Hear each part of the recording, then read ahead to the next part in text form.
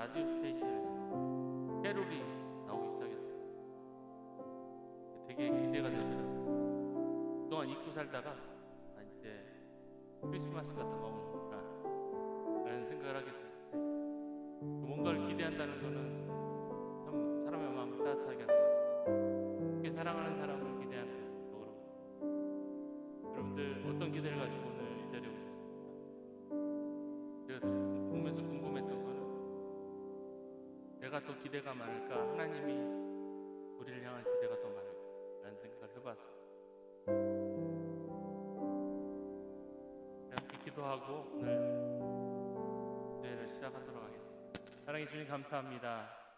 주님의 은혜로 우리를 부르시고 우리 한 사람 한 사람이 기억하여 주신 그 은혜를 우리가 감사를 드립니다. 주님을 향한 우리의 사랑을 이 시간 다시 노래하기를 원합니다. 주님께서 우리를 기대하시는 그 기대함을 우리가 다시 한번 느끼고 주님을 더 사모함으로 주님 앞에 나가길 원합니다. 이 시간에 겸손함으로 주님 앞에 나가오니 주님 우리를 받아주시옵소서. 우리를 붙잡아 주시고 우리 가운데 역사하여 주시옵소서.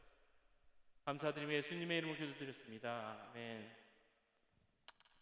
예, 하나님의 사랑을 기억하면서 우리 찬양 함께 부르기 원합니다. 하나님의 사랑, 주님의 눈물.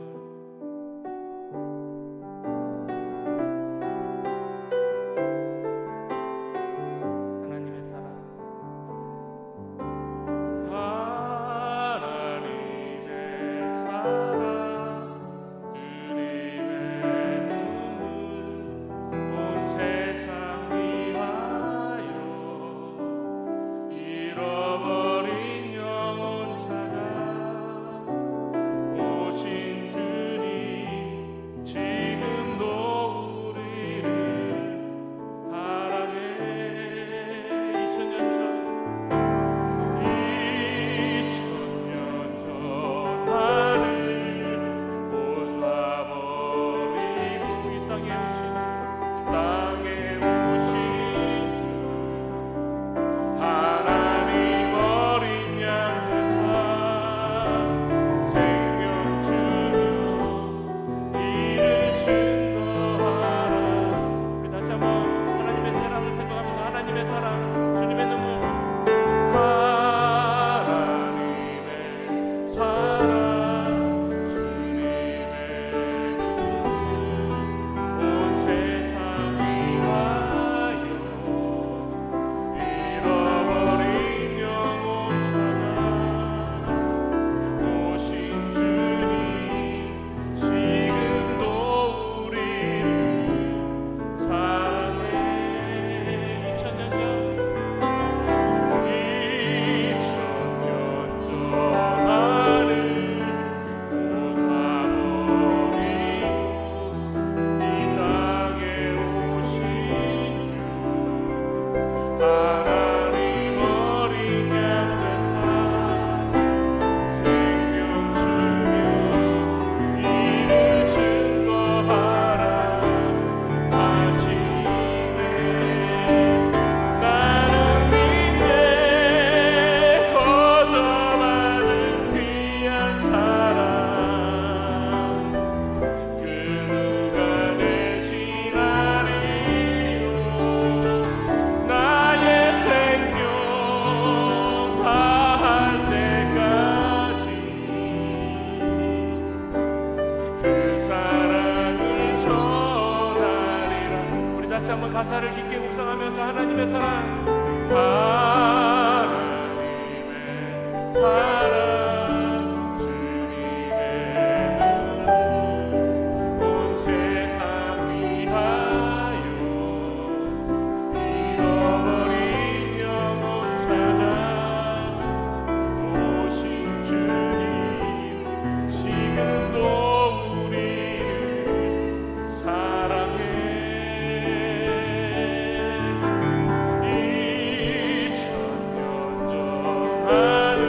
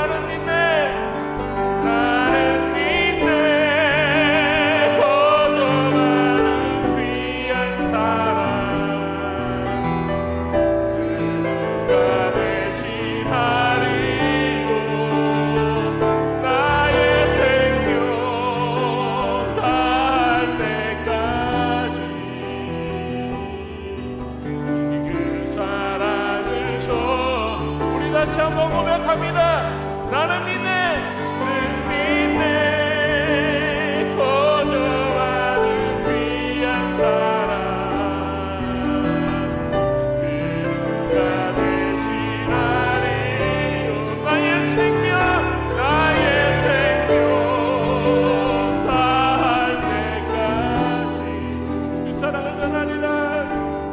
그 사랑을 줘. 우리 다시 한번 두 손을 들고 나는 믿네.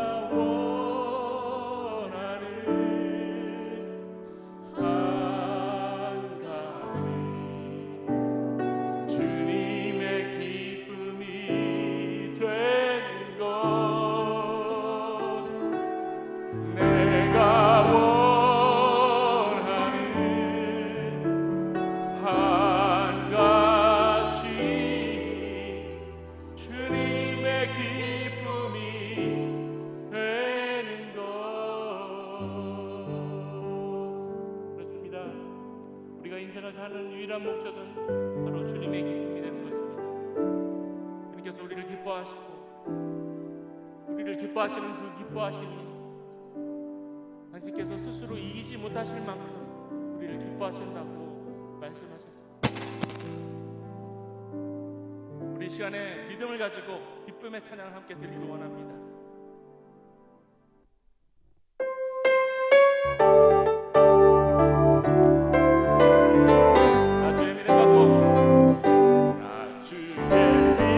오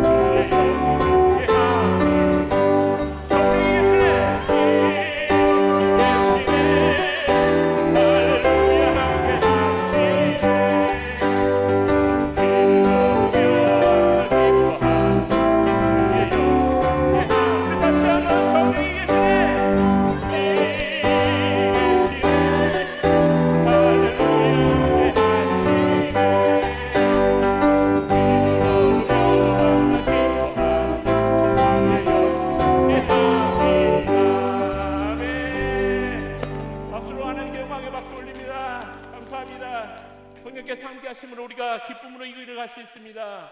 아멘. 우리가 믿음을 가지고 포기하지 않고 이 길을 갈 수 있습니다. 아멘. 예. 우리 아버지의 그 사랑을 다시 한번 기억하면서 이 저녁에 우리가 다시 한번 헌신의 시간을 가졌으면 좋겠습니다. 주님의 그 끊을 수 없는 사랑 때문에 저는 다시 또 일어나겠습니다. 주께서 원하시는 그 일 우리 힘을 다해서 시간과 노력과 눈물을 아끼지 않고 그 일들을 감당하기를 원합니다.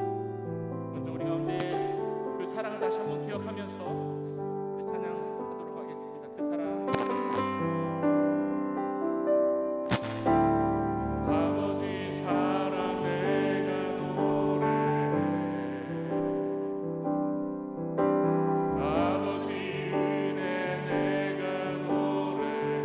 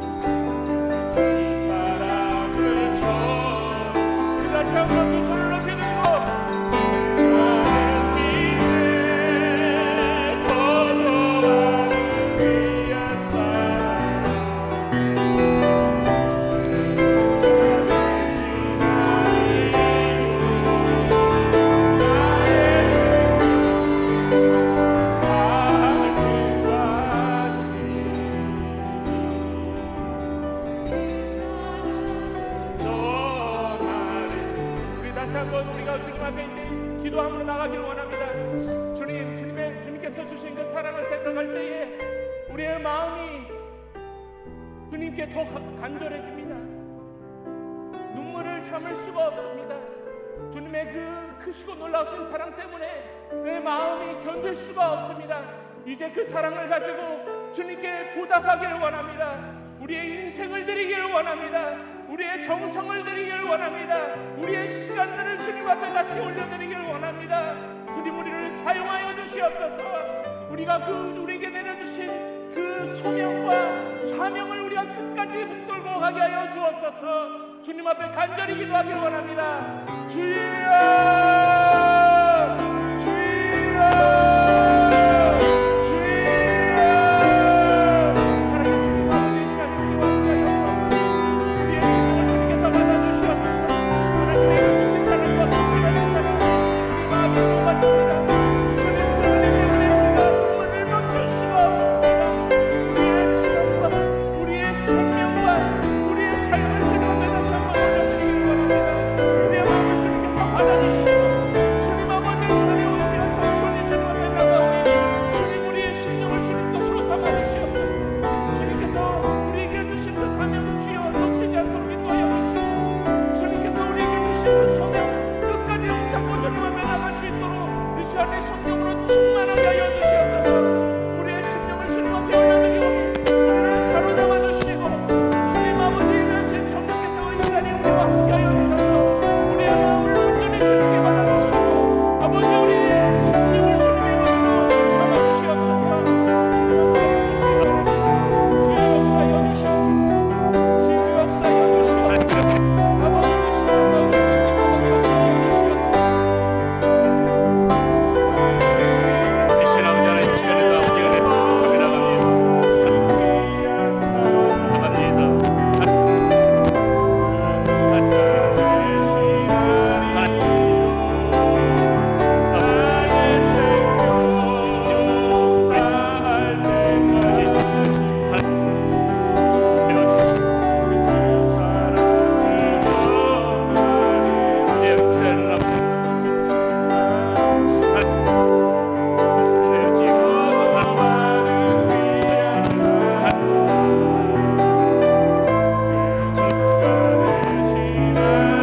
우리의 심령과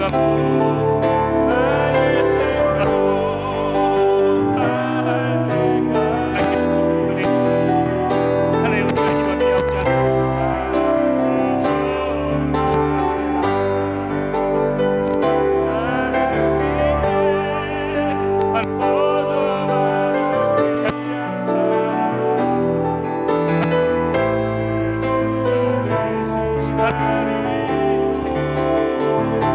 우리의 마음이여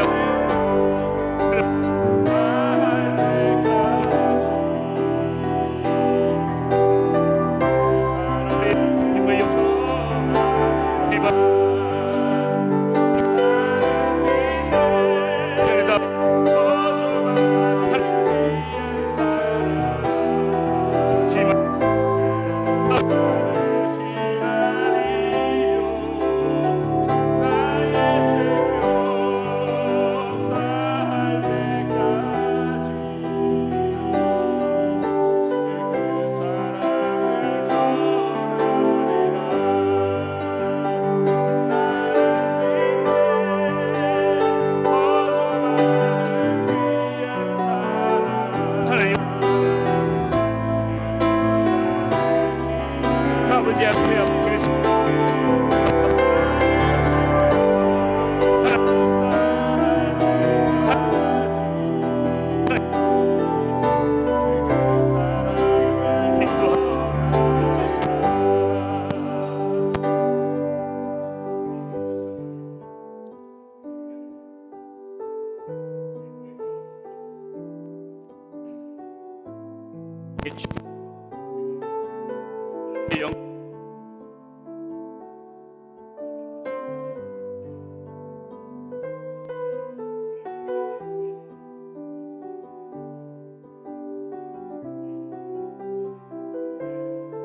우리 간절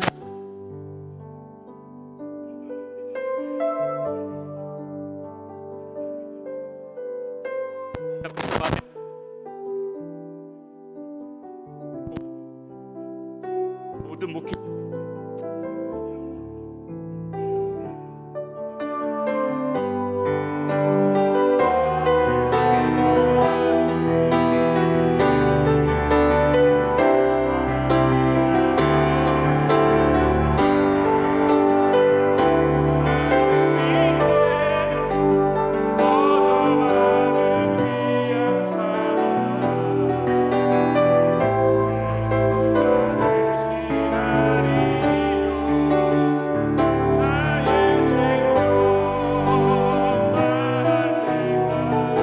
들어주시고 인도하여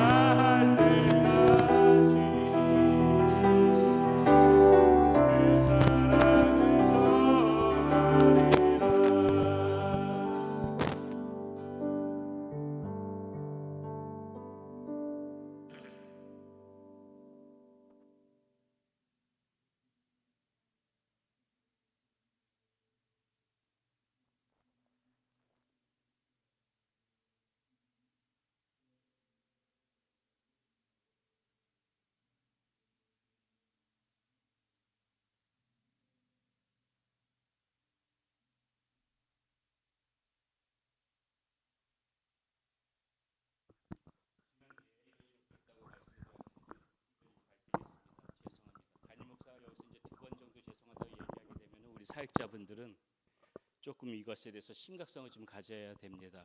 예. 다음 주에 금요일 날은 어떤 식으로든지 조금 일찍 오셔서 마이크 모든 건 다 세팅되어지고 난 다음에 연습 들어가도록 하시는 게 좋을 것 같아요. 이거 이대로서는 제가 예배가 방해가 되어져 가지고 지금 아무것도 할 수가 없어요. 기도도 못 찬양도 못 하겠고 제가 이런 마음으로 설교를 하려면 굉장히 힘이 듭니다. 예배가 굉장히 방해가 되지 이건 우리가 준비가 안 되어진 거기 때문에 다시 한번 좀 죄송한 말씀을 드립니다. 우리 하나님 말씀 함께 보도록 하겠습니다. 하나님 말씀 사도행전 20장 17절에서부터 24절까지 말씀 우리 함께 같이 말씀 보도록 하겠습니다. 사도행전 20장 17절에서부터 24절까지 말씀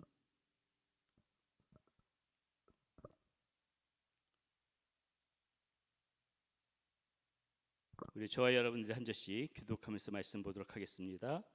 바울이 밀레도에서 사람을 에베소로 보내어 교회 장로들의 청하니 말하되 아시아에 들어온 첫날부터 지금까지 내가 항상 여러분 가운데서 어떻게 행하였는지를 여러분도 아는 바니 곧 모든 겸손과 눈물이며 유대인의 관계로 말미암아 당한 시험을 참고 주를 섬긴 것과 유익한 것은 무엇이든지 공중 앞에서나 각 집에서나 거리낌 없이 여러분에게 전하여 가르치고 유대인과 헬라인들에게 하나님께 대한 회개와 우리 주 예수 그리스도께 대한 믿음의 증언한 것이라.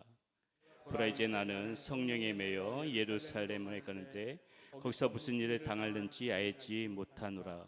오직 성령이 각 성에서 내게 증언하여 결박과 환난이 나를 기다린다 하시나 내가 달려갈 길과 주 예수께 받은 사명 곧 하나님의 은혜의 복음을 증언하는 일을 마치려 하면은 나의 생명조차 조금도 귀한 것으로 여기지 아니하노라. 아멘. 예, 우리 앞뒤에서 바라보면서 인사 한번 나누도록 하겠습니다. 네, 오늘도 은혜 밤 되시기를 바라겠습니다. 예, 우리 인혜 사모님, 예, 환영합니다. 예, 새벽기도 금요정령 집에 사모님 한 분 빠졌는데 참 빈자리가 크게 느껴지더라고요. 예, 잘 오셨습니다. 열심히 예, 또 이렇게 성전에 나오셔서 기도로 그렇게 뜨겁게 우리 성전 이렇게 달궈 주시기를 부탁드리겠습니다.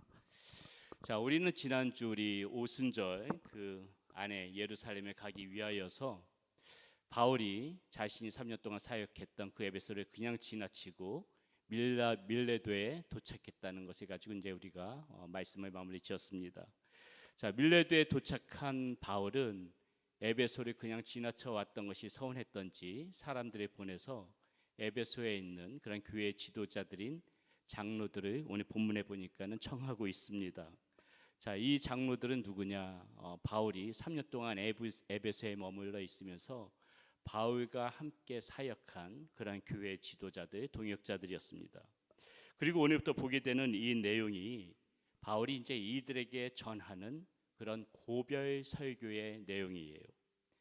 자, 이 고별 설교의 내용을 오늘 보니까는 크게 두 가지 내용을 담고 있습니다. 하나는 무엇이냐면은 바울이 그동안 자신이 어떠한 마음으로 어떠한 그런 생각을 가지고 사역에 임해 왔는지, 무슨 생각과 마음으로 사명자의 길을 걸어왔는지 그것을 지금 이 장로들에게 이야기해주고 있는 그런 장면이 하나가 나오고요.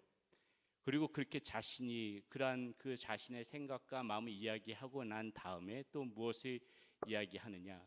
이제는 이 장로들 역시도 사명자의 모습을 가지고 어떻게 살아가야 되는지, 어떠한 마음으로 살아가야 되는지를 두 번째로 권면하고 있는 것이 오늘 이 고별 설교의 내용 가운데 담겨져 있습니다.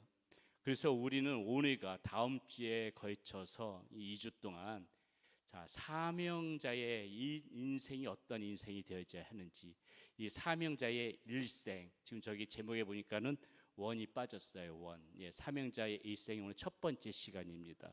사명자의 일생이 어떤지에 대해서 우리가 함께 나누는 시간을 가져보려 합니다. 자, 이 시간들을 통하여서 우리는 크든 작든 다 우리 모두가 다 하나님이 맡겨주신 그러한 일들이 있지 않습니까? 그 하나님의 일을 맡은 자로서 우리가 어떠한 마음과 어떠한 생각을 가지고 그렇게 나가야 되는지 그것을 한번 생각해보는 그런 시간이 되어지기를 원합니다. 자, 오늘 그 첫 시간으로 바울이 어떠한 마음으로 이 사명자의 길을 걸어왔는지를 먼저 한번 살펴보도록 하겠습니다. 자, 사명자로서의 이 바울은 오늘 우리가 읽은 이 말씀 속에 그 마음이 지금 다 들어가 있다고 해도 과언이 아닐 것입니다. 자, 특별히 이 한 구절은 이 사명자 바울의 모습을 그대로 대면한다고 할 수가 있습니다. 자, 20장 24절에 이렇게 나오죠. 내가 달려갈 길과 주 예수께 받은 사명 곧 하나님의 은혜의 복음을 증언하는 일을 마치려 하면은 나의 생명조차 조금도 귀한 것으로 여기지 아니하노라. 자, 이 말 가운데 바울이 어떠한 자세와 마음으로 사명자의 삶을 살아왔는지 다 담겨져 있다고 해도 과언이 아닐 것입니다. 하나님께서 주신 이 사명을 위하여 지금 바울은 뭐라고 이야기하고 있어요? 자신의 생명의 조금도 귀한 것으로 여기지 않고 살아왔다, 이렇게 말하고 있습니다. 이것이 바울의 일생이었다는 것이에요. 진정한 사명자의 일생이 어떠한 일생이 되는지 바울의 이 고백 속에 다 담겨져 있다는 것입니다. 자, 바울의 이 고백을 보면서 저도 저 역시 저의 모습을 돌아보지 않을 수가 없었습니다. 어디 저뿐이겠습니까? 우리 모두가 가는 길은 다 달라도 모두가 저마다의 그러한 사명을 가지고 그렇게 살아가는 인생들이 터인데, 이 말씀은 우리로 하여금 우리 모습을 다 한 번쯤은 뒤돌아보게끔 하는 그런 말씀 아니겠습니까? 그리고 이렇게 말씀에 비추어서 나를 돌아보면 어떻습니까? 참으로 부끄럽게 하니가 없는 것이에요.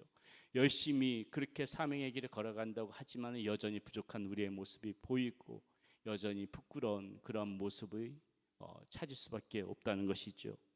바울은 자신의 생명조차 귀한 것으로 여기지 않고 그렇게 달려갔는데, 우리는 어떻습니까? 조그만 일 하나에도 노심초사하고, 그리고 이 생활의 염려 때문에 붙잡혀서 정말 우리에게 맡겨주신 그러한 사명 소홀히 했던 것은 아닌지, 바울의 이 고백을 볼 때마다 부끄러움을 느낄 수밖에 없다는 것이죠. 아마도 여러분들도 크게 다르지 않으실 거라고 생각을 합니다. 자, 그럼에도 우리 하나님 어떠세요? 우리들을 끝까지 믿어주시고 성령님을 통하여서 우리가 어떠한 존재인지를 그렇게 계속해서 확인시켜 주십니다. 우리가 그저 이 세상의 길로 빠져서 남들이 다 가는 길, 그런 길로 허둥지둥 빠져서 헤매지 않도록 하나님께서 우리들을 붙들어 주시고, 부족해도 이 우리들을 하나님의 자녀로서 그렇게 인정해 주시며 조그만 사명이라도 맡겨 주시니, 우리가 그것을 생각하면은 우리가 하나님의 은혜에 감사하지 않을 수가 없다는 것이지요. 모든 것이 은혜요, 모든 것이 하나님의 감사가 아니겠습니까? 내가 무엇이간데 이렇게 연약하고 부족한 나를 하나님께서 기억하여 주시고 조그만 사명이라도 나에게 이렇게 맡겨주시는가 생각할수록 감사가 아닐 수가 없다는 것입니다.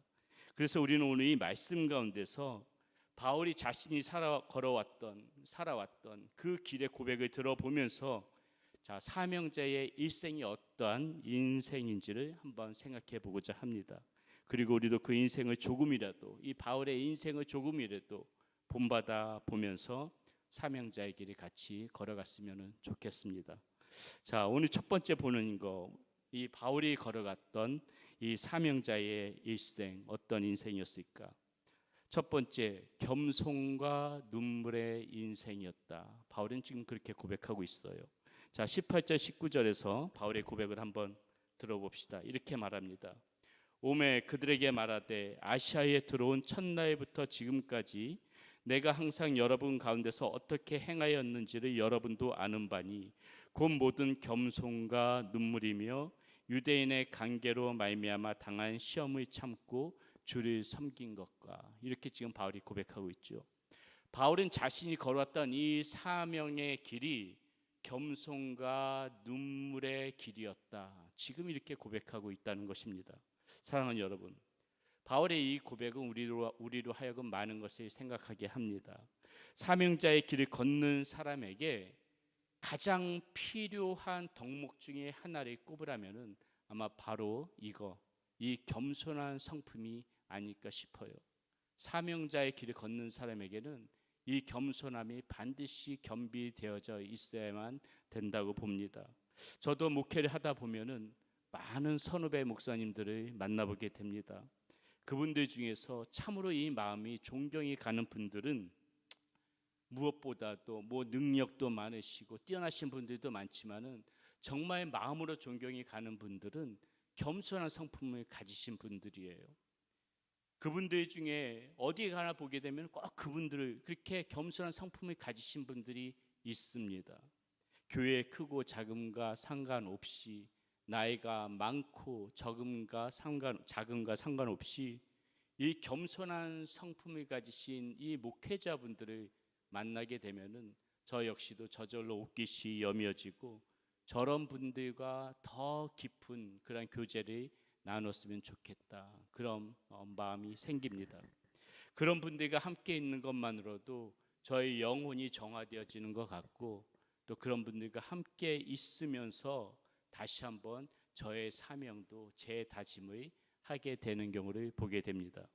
아마 여러분들도 마찬가지일 거라고 생각해요. 여러분도 누구를 만나든지 간에 그 만나시는 분의 성품이 겸손하면 여러분 어떻습니까? 마음이 즐겁잖아요. 겸손한 성품을 가지신 분들과 교제를 나누면은 편하지 않습니까? 그분들하고 더 깊은 교제를 나누고 싶은 그런 마음 생기잖아요. 그렇다면 여러분, 우리가 그렇게 느끼고 저나 여러분들이 그렇게 생각한다면 우리는 무엇을 다짐해야 돼요? 그렇게 겸손한 성품을 만나는 것이 존경스럽고 겸손한 성품을 가지신 분과 깊은 교제를 나누고 싶은 그런 마음이 우리 가운데 있다면 우리는 무엇을 생각해야 하는 것입니까? 우리가 그런 사람이 되어줘야겠죠.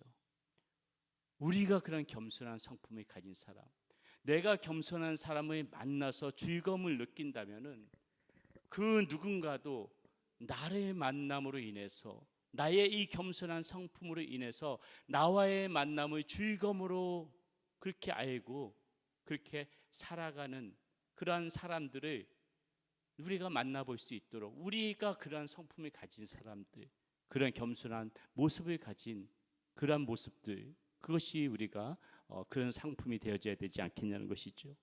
그렇지 못하고 우리가 우리를 만나는 사람들이 우리를 피한다면은 그것은 우리의 어떤 살아가는 삶에 있어서 조금은 문제가 있는 것이 아닌가 그렇게 생각합니다.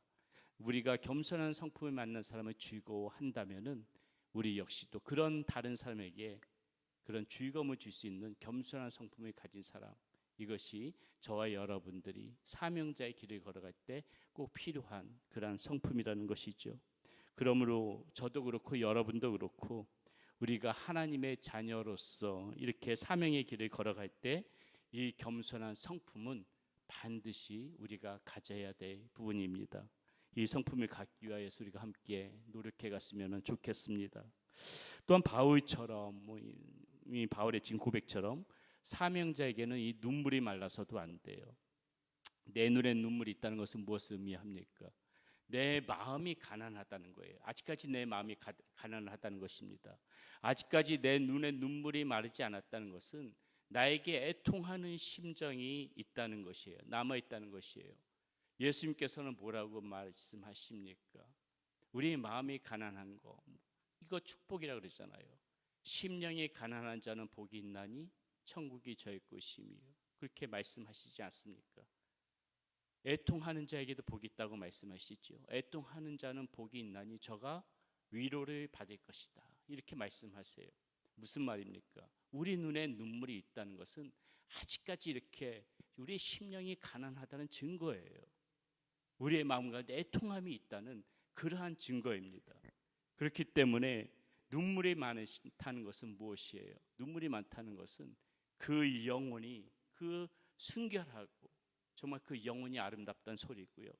또 우리의 이 눈물은 우리의 심령으로부터 흘러나오는 참으로 보석 같은 그런 귀한 그런 우리 영혼의 결정체가 되어질 수 있다는 것입니다. 이 심령이 이 눈물이 많으신 분 치고 우리 주변에서 보게 되면은 악한 심령 가진 사람 없다는 거 저와 여러분들 너무나 잘 아실 것입니다. 그러므로 여러분, 우리는 이 눈물이 참아서는 안 돼요. 어떤 분들은 특별히 남자분들은 이 눈물이 부끄럽다고 참고 있는 경우가 많은데 저도 종종 이 눈물을 흘리지만은 물론 이제 그 나이가 50이 넘어서 뭐라 그래요? 그 남자들도 갱년기 비슷한 게 오니까 툭 하면은 눈물을 이렇게 흘리게 되는데 어떤 경우라도요 이렇게 눈물이 많지 않는다는 것은 이게 굉장히 하나님께서 주신 큰 은혜요 복입니다. 이게 부끄러워할 필요가 전혀 없다는 것이죠. 사명자는 이 눈가에 눈물이 말라서는 안 되는 것이에요. 항상 이 눈물을 가지고 살아가야 되는 것입니다. 그것이 우리의 생명의 호흡과도 같다고 그렇게 생각하시고 항상 우리의 눈가에 눈물이 마르지 않도록 우리의 심령이 가난한 상태로 살아갈 수 있도록 우리의 이 영혼이 정말 애통하는 심령으로 가득 찰 수 있도록 우리는 그러한 마음으로 살아가야 된다는 것이죠. 오히려 우리 눈에 눈물이 말랐다면은 우리는 그것을 심각하게 생각해야 해요. 요한계시록에 보면은 에베소 교회가 책망받는 장면이 나오는데 왜 책망을 받아요? 너의 첫사랑을 잃어버렸다. 지금 그것 때문에 책망받지 않습니까? 그러면서 뭐라고 하나님께서 말씀을 하세요? 네가 그 첫사랑이 어디서 떨어졌는지를 생각하고 회개하여 처음 행위를 가져라, 이렇게 말을 한단 말이죠. 비슷한 말씀을 드리고 싶습니다. 우리의 눈가에 눈물이 말랐다면은 어디서부터 나의 마음이 메말라져 갔는지를 생각해야 되는 거예요. 언제부터 나의 마음이 이렇게 눈물이 메말라졌는지 그것을 생각하고 눈물이 마르지 않았던 그때를 회상하면서 그때로 회복되어질 수 있도록 우리는 그렇게 간절한 마음으로 하느님 앞에 은혜를 구하면서 살아가야 될 것입니다. 기억하십시오. 사명자에게는 반드시 이 눈물이 있어야 합니다. 은혜의 눈물, 감사의 눈물, 그리고 사랑의 눈물, 그리고 영혼을 향한 애통하는 눈물이 항상 이 사명자의 마음 가운데는 반드시 있어야 된다는 거 우리는 반드시 기억해야 될 것입니다. 그 눈물이 있어야만 우리는 오늘도 주님의 길을 걸어갈 수가 있는 것이죠. 자, 바울이 걸어갔던 사명자의 인생 어떤 인생이었나? 두 번째 보니까는 시험을 참고 주를 섬기는 인생이었다. 지금 이렇게 바울은 고백하고 있습니다. 자, 19절의 말씀 다시 한번 들어보겠습니다. 이렇게 나와 있어요. 곧 모든 겸손과 눈물이며 유대인의 관계로 말미암아 당한 시험을 참고 주를 섬긴 것과 이렇게 지금 말하고 있습니다. 바울의 인생은 어떤 인생이었다고요? 시험을 견뎌내면서 끝까지 주님을 섬긴 인생이었다. 바울이 지금 그렇게 고백하고 있다는 것입니다. 우리는 사도행전을 나누면서 그동안 바울의 그런 여정, 바울이 얼마나 힘들게 고통 가운데 어려움 가운데 시험을 참으면서 복음을 전해왔는지를 잘 볼 수가 있었습니다. 좋은 일도 있었지만은 훨씬 더 많은 시간들이 바울이 이 시험을 이겨내는 어려움을 이겨내는 그런 시간들을 보내왔다는 거 우리 그동안 사도행전 나누면서 여러분 충분히 공감하셨으리라고 생각합니다. 바울에게는 항상 이 유대인이라는 대적자가 있었죠. 유대인들은 항상 바울을 괴롭힐 생각을 하고 끝까지 바울이 쫓아다니면서 이 유대인들은 바울의 대적자가 되어져서 바울을 괴롭혔던 거 그렇게 우리는 이 말씀을 통하여서 봤습니다. 또 어때요? 복음의 여정 동안 바울은 헐벗고 굶주리는 시간들이 많았습니다. 병에 걸려서 고생했던 적도 있었고요. 위험에 처한 상황들이 너무나도 많았습니다. 그리고 생명의 위협도 수없이 많이 받았던 것이 그동안 바울이 복음 전도 여정 동안에 겪었던 모든 일들이라는 것이죠. 다 시험이었어요. 그럼에도 불구하고 사도 바울은 어떻습니까? 절대 자신의 가는 길을 포기하지 않았어요. 그 어려운 시험들을 잘 이겨낸 사람이 바로 바울이었다는 것입니다. 그 시험을 이겨낼 수 있었기 때문에 이 바울을 통하여서 이 세계가 복음화가 될 수 있었던 그런 큰 역사가 이루어질 수 있었다는 것이죠. 성경을 보다 보게 되면은 수많은 하나님의 사람들이 이 시험을 견디고 이겨내면서 훌륭한 믿음의 사람들로 그렇게 변화되어지는 것들을 보게 됩니다. 요셉은 어때요? 애굽에서 수십 년 동안 이 종살이를 겪어야 하는 시험을 겪었습니다. 그리고 어때요? 또 여러분이 잘 아는 보디발의 그 아내가 유혹할 때도 그 유혹에 넘어지지 않고 그 시험에 넘어지지 않고 그것을 이겨냄으로 말미암아 마침내 이 애굽의 총리가 되어지는 그런 놀라운 하나님의 사람이 될 수가 있었지요. 다윗의 일생도 여러분 잘 아실 것입니다. 다윗도 이 왕이 되어져서 영화를 누릴 시간은 전체적인 다윗의 일생을 놓고 보면 그렇게 많지가 않아요. 훨씬 더 많은 시간들이 시험과 싸우는 그런 역경과 싸우는 시간들이었습니다. 잘 아시다시피 사울에게 늘 생명의 위협을 당하면서 광야에서 광야로 그렇게 제대로 안식하지도 못하면서 쫓겨다니던 그러한 시간들이 다윗의 그런 그 일생 중에 많은 부분을 차지하지요. 왕이 돼서도 자식에게 쫓기면서 그렇게 또다시 그렇게 피난을 떠나는 그러한 상황도 겪었습니다. 바울의 일생 가운데서 수많은 시험들이 있었지요. 그럼에도 우리가 이 시편을 보게 되게 되면은 이 다윗의 수많은 그 시편들을 한번 읽어보세요. 그렇게 힘들고 어려운 시간 속에서도 다윗은 주님을 바라보면서 그 시험과 역경들을 이겨내는 그 고백이 시편 가운데 다 담겨져 있음을 우리는 보게 됩니다. 다윗이 그 어려운 시험들을 잘 이겨낼 수 있었기 때문에 하나님께서는 다윗을 보고 마음이 나의 마음에 합한 자다 그런 이야기를 들을 수가 있었다는 것이죠. 욥은 여러분 너무나도 잘 알 것입니다. 욥 역시도 자신의 어떠한 재산, 건강, 그러한 자녀 모든 것을 다 잃었지만은 끝까지 그래도 이 시험들을 잘 이겨냈습니다.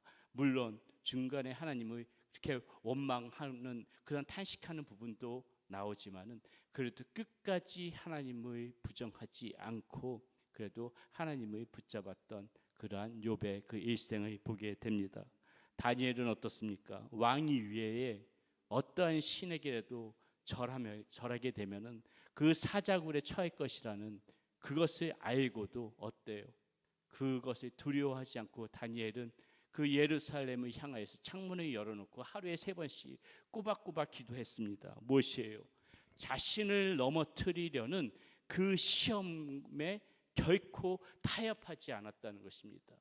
그것이 그 다니엘이 살아왔던 그런 인생인 거 여러분 너무나도 말씀 가운데서 잘 아시리라고 생각합니다. 누구보다도 이 시험을 잘 이겨내신 분 누구예요? 어떤 분이십니까? 예수님이시죠. 우리가 예수님을 빼놓고는 이 시험을 말할 수가 없지요. 예수님은 40일 동안 그렇게 금식하신 후에 광야로 가셔서 어떻습니까? 거기서 그 40일 동안 광야에 머무르시면서 그 사탄의 시험을 받습니다. 그 시험을 능히 말씀으로 이겨내신 거 여러분 너무나도 잘 아실 거라고 생각합니다. 여러분 이와 같이 이렇게 사명의 길을 걷는 사람들, 하나님의 사람들에게는 이러한 시험들이 반드시 있다는 것이에요.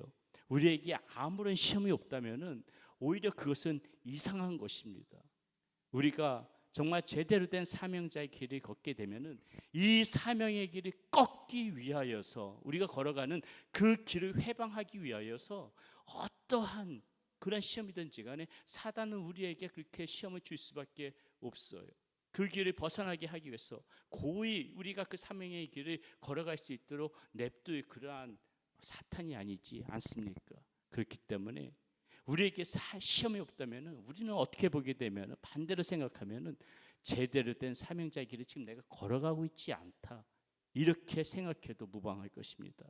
정말 우리가 제대로 된 사명의 길을 걸어가고 있다면 크든지 작든지 간에 그 길 가운데 어려움들, 시험들, 고난들, 역경들 이런 것들은 생길 수밖에 없고 우리가 그러한 일들이 부딪힐 때마다 이것은 나를 사명의 길에서 멀어지게끔 만드는 사단의 시험이구나 생각하고 그것을 잘 이겨내야 된다는 것입니다. 우리가 이 사명자에게 시험이 있다는 그 생각만 가지고 잘 살아도 우리가 이 시험들을 잘 이겨낼 수 있습니다.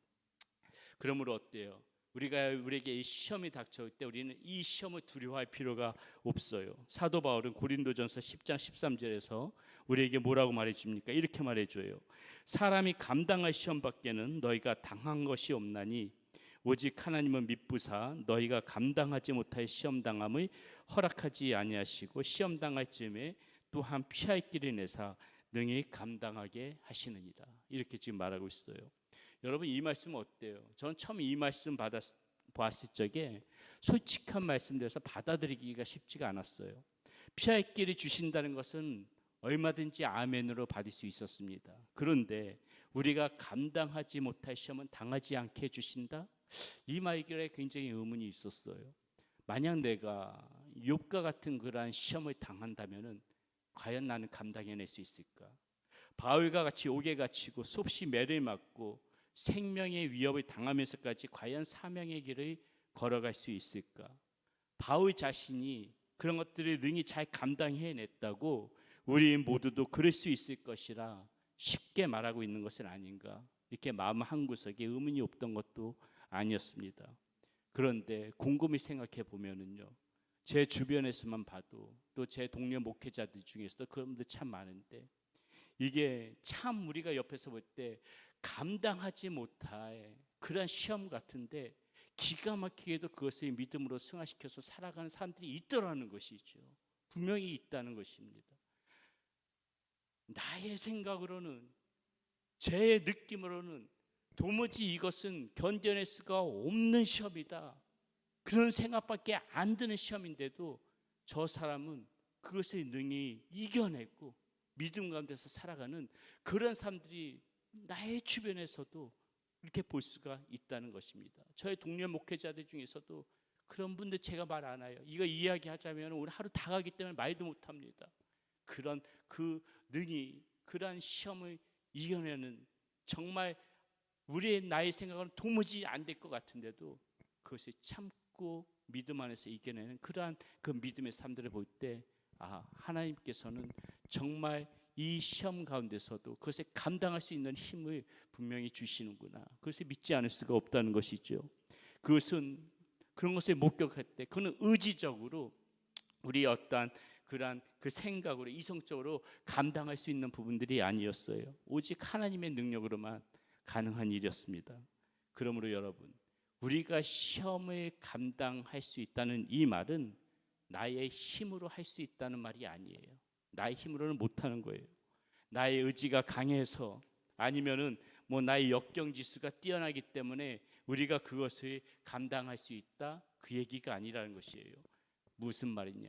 하나님께서는 어떤 식으로든지 간에 그러한 상황이 된다면은 그것을 감당해낼 수 있는 힘을 주시기 때문에 우리가 그 시험을 감당해낼 수 있다, 그렇게 이야기하는 것이에요.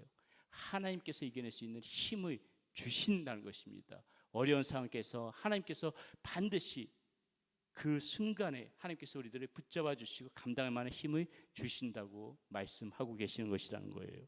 그러니 어떤 시험이든지 우리는 어떻습니까?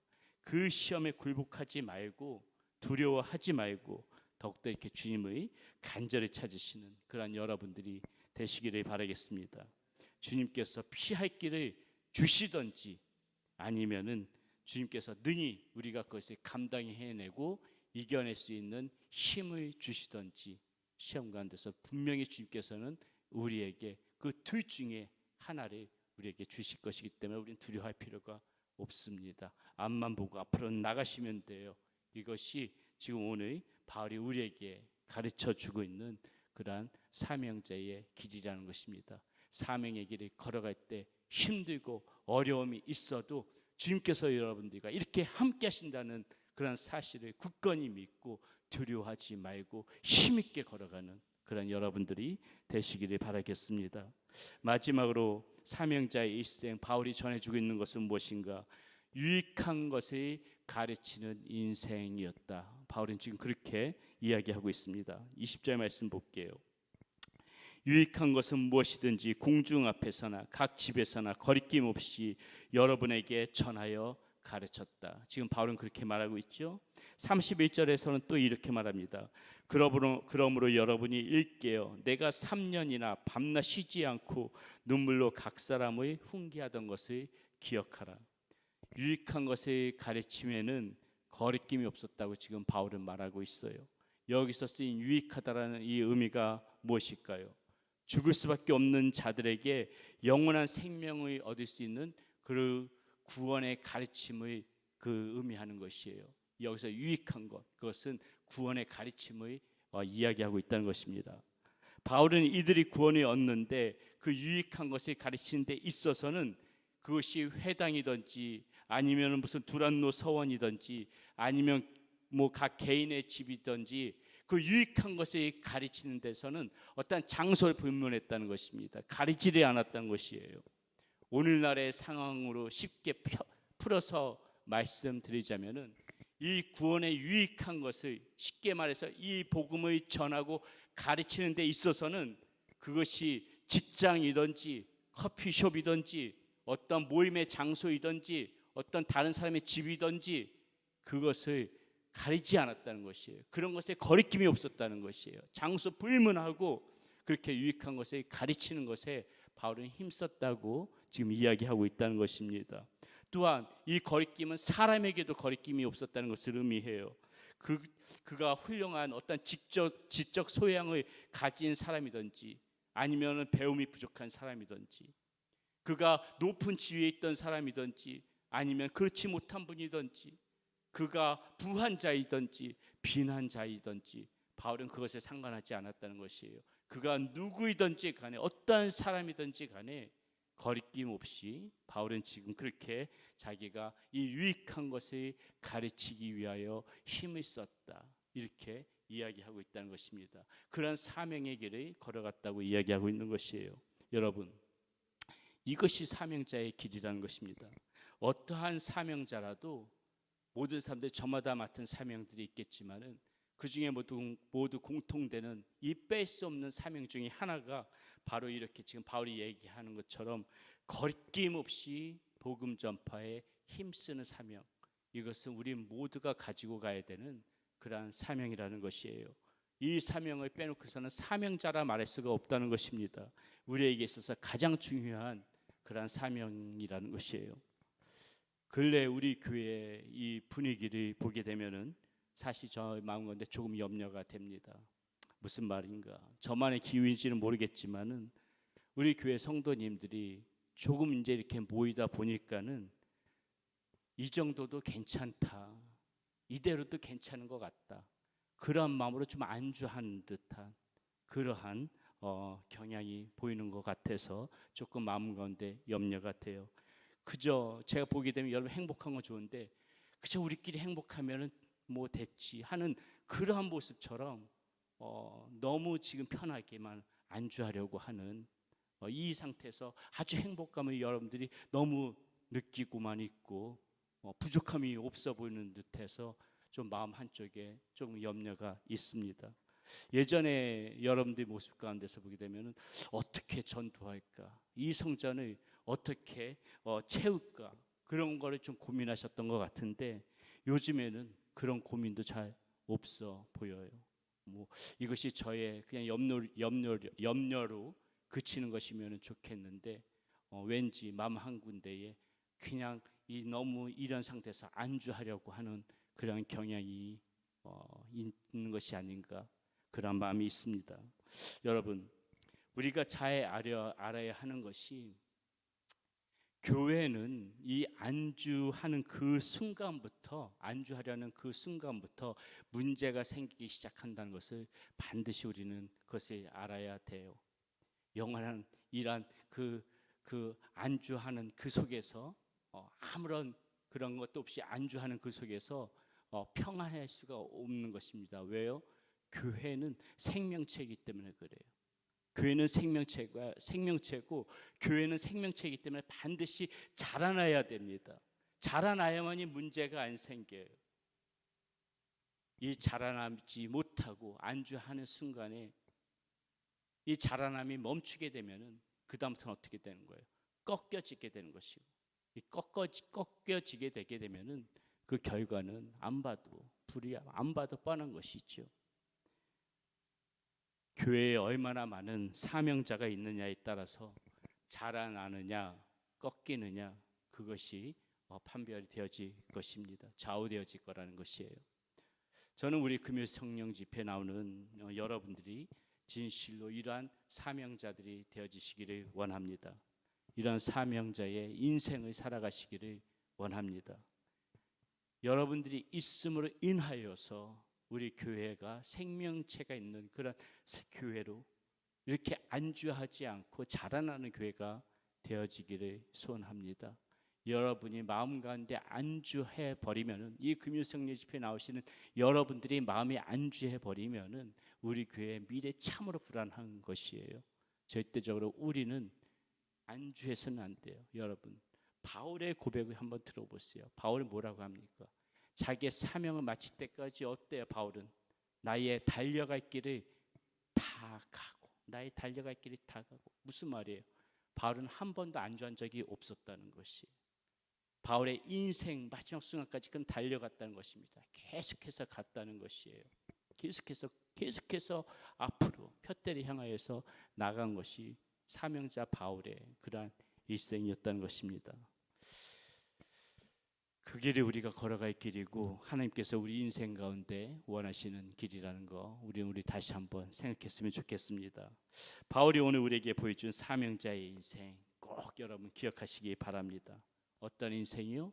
겸손과 눈물이 있는 그러한 인생, 그리고 참고 주를 섬겼던 그러한 인생, 그리고 유익한 것을 가르치는 인생, 이것이 바울의 일생이었고 바울이 사명자로서 걸어갔던 그러한 인생이었습니다. 그런 사명자의 인생이 곧 여러분들의 인생들이 되어지시기를 축복하고 축원합니다. 우리 오늘 말씀을 생각하면서 우리 다시 한번 결단의 마음을 담아서 우리 이 찬양 함께 부르도록 하겠습니다. 사명이란 찬양, 여러분 잘 아시는 찬양입니다. 우리 뜨거운 마음으로 한번 하나님 앞에 찬양 드리고 기도하도록 하겠습니다.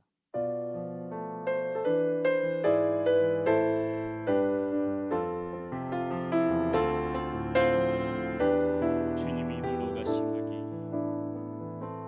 주님이 홀로 가신 그 길, 나도 따라가오. 모든 물과 피를 흘리신 그 길을 나도 가오. 험한 산도 나는 괜찮소. 바닷길이라도 나는 괜찮소.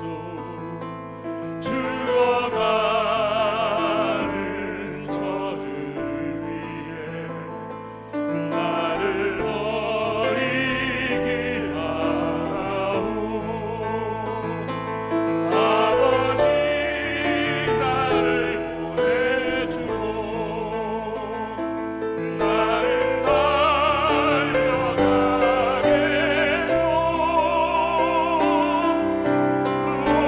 목숨도 아끼지 않겠소.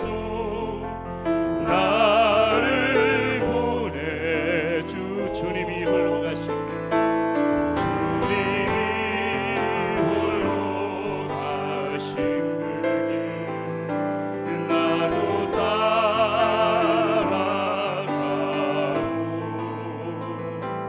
모든 물과 피를 흘리신 그 길을 나도 가오. 험한 산도 나는 괜찮소. 바닷끝이라도 나는 괜찮소. 죽어가는 저들을 위해 나를 버리기 바라오. 세상이 나를 미워해도 나는 사랑하겠소.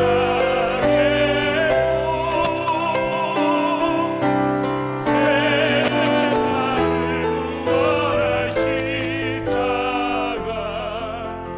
나도 따라가오. 생명을 버리면서까지, 생명을 버리면서까지 나를 사랑한 당신,